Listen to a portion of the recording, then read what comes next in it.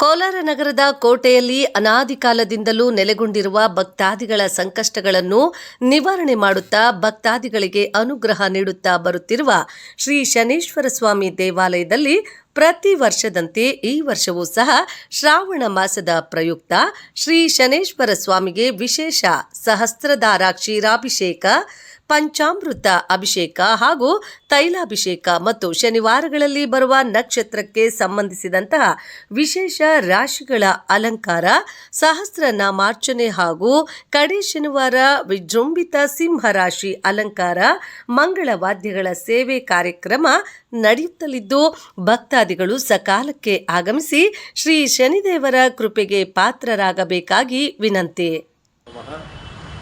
ನೀಲಾಂಜನ ಸಮಾವಾಸಂ ರವಿಪುತ್ರಂ ಯಮಗ್ರಜಂ ಛಾಯಾಮಾರ್ತಾಂಡ ಸಂಭೂತಂ ತಂ ನಮಾಮಿ ಶನೈಶ್ಚರಂ. ಸೂರ್ಯಪುತ್ರ ದೀರ್ಘದೇಹೋ ವಿಶಾಲಾಕ್ಷ ಶಿವಪ್ರಿಯ ಮಂದಜಾರಿ ಪ್ರಸನ್ನಾತ್ಮಂ ಪೀಡಾಂ ಹರತುಮಿ ಶನಿ. ಕೋಲಾರ ನಗರದ ಕೋಟೆಯಲ್ಲಿ ನೆಲೆಗೊಂಡಿರುವ ಶ್ರೀ ಶನೇಶ್ವರ ಸ್ವಾಮಿ ದೇವಾಲಯ, ಕೋಟೆ ಕೋಲಾರ.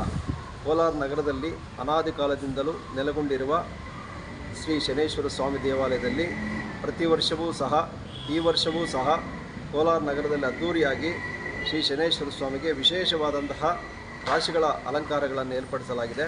ಭಕ್ತಾದಿಗಳು ಈ ಎಲ್ಲ ಕಾರ್ಯಕ್ರಮಕ್ಕೆ ಆಗಮಿಸಿ ಶ್ರೀ ಶನೇಶ್ವರ ಸ್ವಾಮಿ ಕೃಪೆಗೆ ಪಾತ್ರರಾಗಬೇಕಾಗಿ ವಿನಂತಿ. ವಿವರಗಳು: 7 ನಕ್ಷತ್ರ ಕಟಕ ರಾಶಿ ಅಲಂಕಾರ ಇರುತ್ತೆ. 2-8 ನವಮಿ ವಿಶಾಖ ನಕ್ಷತ್ರ ತುಲಾ ಹಾಗೂ ವೃಶ್ಚಿಕ ರಾಶಿ ಅಲಂಕಾರ ಇರುತ್ತೆ.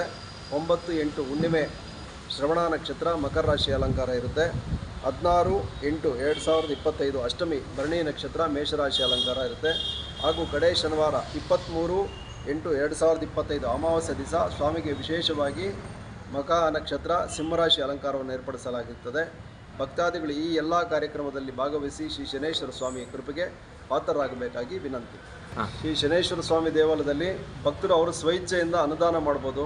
ಯಾರು ಬೇಕಾದರೂ ಬಂದು ಇಲ್ಲಿ ಸ್ವಾಮಿಗೆ ಏನಾದರೂ ಗಿರಿಕೆ ಮಾಡ್ಕೊಂಡಿದ್ರೆ, ಅವ್ರು ನಾವು ಪ್ರಸಾದ ಹಂಚಬೇಕು ಅಂತ ಮನಸ್ಸಿನಲ್ಲಿ ಸಂಕಲ್ಪ ಮಾಡ್ಕೊಂಡಿದ್ರೆ ಅವರು ಬಂದು ಇಲ್ಲಿ ಸ್ವಾಮಿ ಸನ್ನಿಧಾನದಲ್ಲಿ ಬೆಳಗ್ಗೆ 3:15 ಗಂಟೆಗೆ ಅಭಿಷೇಕ ಇರುತ್ತೆ, 7:15 ಗಂಟೆಗೆ ಮಹಾಮಂಗಳಾರತಿ ಇರುತ್ತೆ ಹಾಗೂ ತೀರ್ಥ ಪ್ರಸಾದ ವಿನಿಯೋಗ ಇರುತ್ತೆ.